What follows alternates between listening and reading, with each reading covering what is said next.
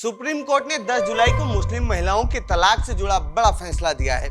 Court के इस फैसले से पूर्व प्रधानमंत्री राजीव गांधी के कार्यकाल में बने एक बेहद विवादित कानून को बड़ा झटका लगा है। देश की सर्वोच्च अदालत ने तलाकशुदा मुस्लिम महिला को भी आपराधिक दंड सहित यानी सीआरपीसी की धारा 125 के तहत गुजारा भत्ते की मांग करने का हकदार बताया है।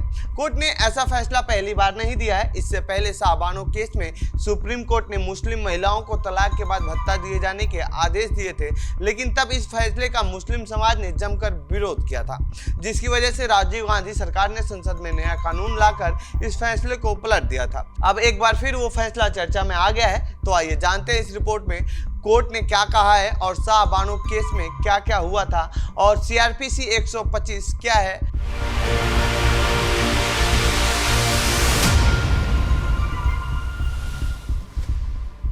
सबसे पहले जान लेते हैं कोर्ट तक ये मामला पहुंचा कैसे। दरअसल ये पूरा मामला शुरू हुआ 15 नवंबर 2012 से, जब एक मुस्लिम महिला ने अपने पति का घर छोड़ दिया और गुजारा भत्ते की मांग करने लगी।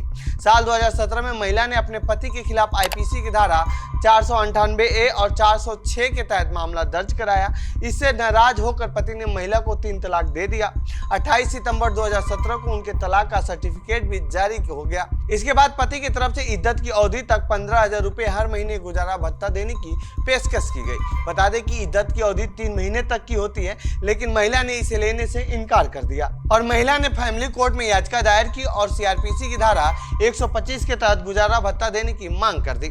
9 जून 2023 को फैमिली कोर्ट ने हर महीने 20,000 रुपए का गुजारा भत्ता देने का आदेश दिया। फैमिली कोर्ट के फैसले को पति ने तेलंगाना हाईकोर्ट में चुनौती दी। 13 दिसंबर 2023 को हाईकोर्ट ने फैमिली कोर्ट के फैसले को बरकरार रखा, लेकिन हर्जाने की रकम 20,000 से घटाकर 10,000 रुपए कर दी। पूर्व पति ने हाईकोर्ट के फैसले के खिलाफ सुप्रीम कोर्ट पहुंच गया। उसने दलील दी कि एक तलाकशुदा महिला सीआरपीसी की धारा 125 के तहत याचिका दायर करने की हकदार नहीं है। 1986 का मुस्लिम महिला यानी तलाक पर अधिकार का संरक्षण कानून लागू होता है। उसने ये भी दलील दी कि 1986 का कानून मुस्लिम महिलाओं के लिए ज्यादा फायदेमंद है। अब सवाल उठता है कि आखिर ये 1986 का कानून है क्या। दरअसल 23 अप्रैल 1985 को सुप्रीम कोर्ट ने शाहबानो मामले में बड़ा फैसला दिया था। शाहबानो इंदौर की रहने वाली थी और उनके पति ने उन्हें 3 तलाक दे दिया था। तब सुप्रीम कोर्ट ने फैसला देते हुए कहा था कि सीआरपीसी की धारा 125 के तहत शाहबानो अपने पूर्व पति से गुजारा भत्ता पाने की हकदार है। कोर्ट के इस फैसले का मुस्लिम समाज ने जमकर विरोध किया था, जिसके बाद राजीव गांधी सरकार ने कानून लाकर इसको पलट दिया था। इस कानून को मुस्लिम महिला यानी तलाक पर अधिकार का संरक्षण कानून पास किया गया और सुप्रीम कोर्ट के फैसले को पलट दिया। 1986 के इस कानून की धारा 3 में तलाकशुदा मुस्लिम महिला के गुजारा भत्ता का प्रावधान है।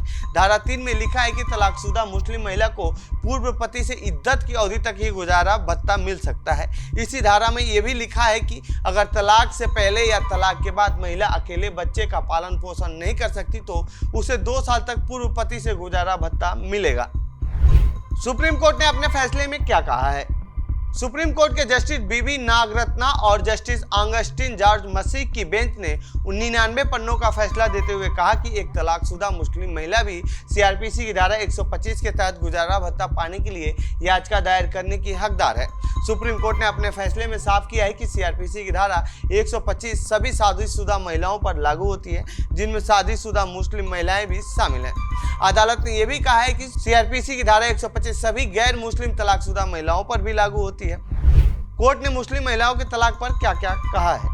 सुप्रीम कोर्ट ने इस मामले में सुनवाई के बाद अपने फैसले में कहा है कि यदि किसी मुस्लिम महिला की शादी या तलाक स्पेशल मैरिज एक्ट के तहत होती है तो भी उस पर धारा 125 लागू होगी, या मुस्लिम कानून के तहत होता है तब भी धारा 125 लागू होगा। मुस्लिम तलाकशुदा महिलाओं को दोनों कानून या फिर किसी एक कानून के तहत गुजारा भत्ता पाने का विकल्प देता है। यदि मुस्लिम महिला 1986 के कानून के साथ साथ मुस्लिम महिला सीआरपीसी की धारा 125 के तहत भी याचिका दायर करती हैं तो 1986 के कानून के प्रावधानों के तहत जारी हुए किसी भी आदेश पर सीआरपीसी की धारा 127 3B के तहत विचार किया जा सकता है। इसका मतलब साफ है कि अगर पर्सनल लॉ के तहत मुस्लिम महिला को गुजारा भत्ता दिया गया है तो धारा 127 3B के तहत मजिस्ट्रेट उस आदेश पर विचार कर सकते हैं। इस फैसले को सुनाते वक्त दोनों जजों ने क्या क्या कहा है। इस मामले पर जस्टिस मसीह ने कहा कि तलाकशुदा मुस्लिम महिला को सीआरपीसी की धारा 125 के तहत गुजारा भत्ता पाने का अधिकार का उपयोग करने से नहीं रोका जा सकता, बशर्ते वो सारी शर्तें पूरी करती हो। धारा 125 एक सेकुलर प्रावधान है और 1986 के कानून की धारा 3 के बराबर ही है। जस्टिस नागरत्ना 1986 का कानून धारा 125 का विकल्प नहीं है और दोनों कानून तलाकशुदा मुस्लिम महिलाओं के लिए है। अगर मुस्लिम महिलाओं को धारा 125 से बाहर रखा जाता है तो संविधान के अनुच्छेद 15(1) का उल्लंघन होगा, जो सभी नागरिकों को समानता का अधिकार देता है। तो ये थी तलाकशुदा मुस्लिम महिलाओं पर सुप्रीम कोर्ट के फैसले से जुड़ी हमारी रिपोर्ट। आपको कैसी लगी ये रिपोर्ट कमेंट बॉक्स में बताएं। साथ ही इस पूरे मामले पर आप क्या कहना चाहते हैं कमेंट बॉक्स में लिखें। बाकी देश दुनिया खबरों के लिए बने रहिए जनसत्ता के साथ। धन्यवाद।